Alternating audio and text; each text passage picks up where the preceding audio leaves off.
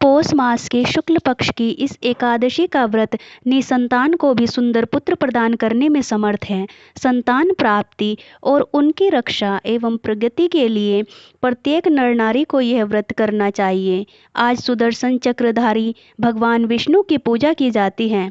भगवान श्री कृष्ण द्वारा अब तक कहे गए वृतांत को सुनने के बाद धर्मराज युधिष्ठिर ने आगे पूछा, हे गोविंद, आप कृपा करके बतलाइए कि पौष शुक्ला एकादशी का क्या नाम है, इसके व्रत की विधि क्या है और कौन से देवता की पूजा की जाती है।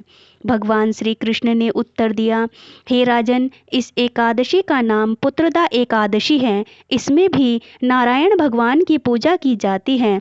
इस चर और अचर संसार में पुत्रदा एकादशी के व्रत के समान कोई दूसरा व्रत नहीं है।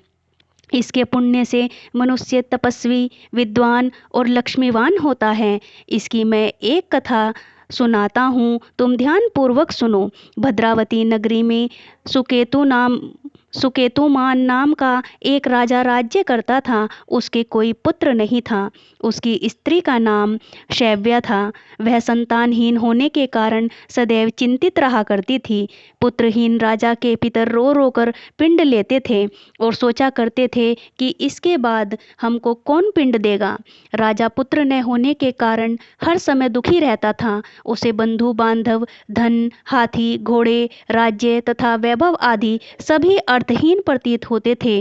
राजा सदैव यही विचार करता रहता था कि मेरे मरने के बाद मुझको कौन पिंडदान देगा। बिना पुत्र के पितरों और देवताओं का ऋण कैसे चुकेगा। जिस घर में पुत्र न हो उसमें सदैव अंधेरा रहता है। इसलिए मुझे पुत्र की उत्पत्ति के लिए प्रयत्न करना चाहिए। जिस मनुष्य ने पुत्र का मुख देखा है वह धन्य है।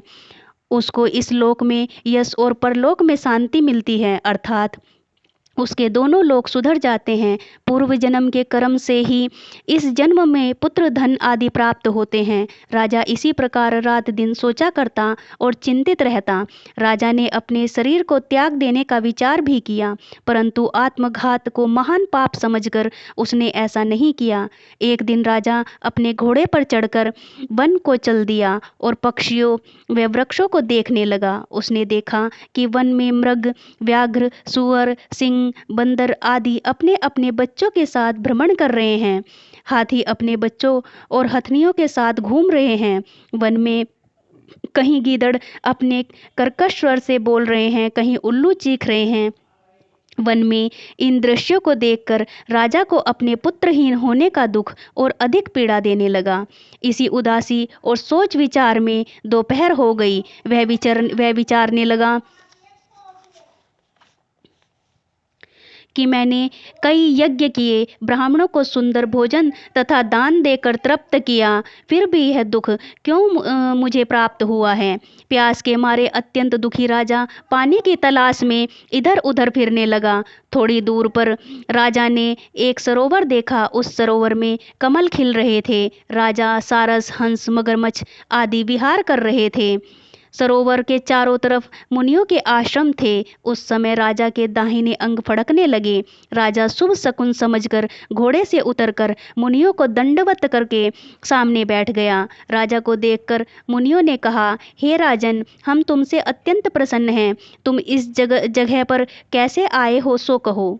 इस पर राजा ने मुनियों से उनका परिचय पूछा और फिर अपनी व्यथा कही। मुनि बोले, हे राजन, पुत्र की इच्छा करने वाले को उत्तम संतान देने वाली पुत्रदा एकादशी है।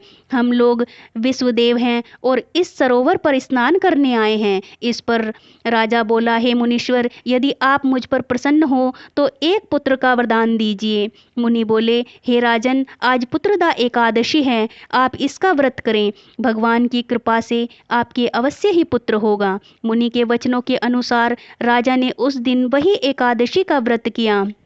वही द्वादशी को उसने व्रत का पारायण किया और मुनियों को प्रणाम करके अपने महल में वापस चला आया। उसी मास रानी ने गर्भ धारण किया और 9 माह के पश्चात उसके एक पुत्र पैदा हुआ जो बड़ा होकर अत्यंत वीर, यशस्वी और प्रजा का पालक चक्रवर्ती सम्राट बना। भगवान श्री कृष्ण बोले, हे राजन, पुत्र प्राप्ति के लिए पुत्रदा एकादशी का व्रत करना चाहिए। इस व्रत के करने वाले यशस्वी और पितृभक्त पुत्र तो पाते ही हैं, इसके महात्म्य का श्रवण करने मात्र से ही मनुष्य सुंदर संतान और मोक्ष को प्राप्त करते हैं। जय श्री राधे।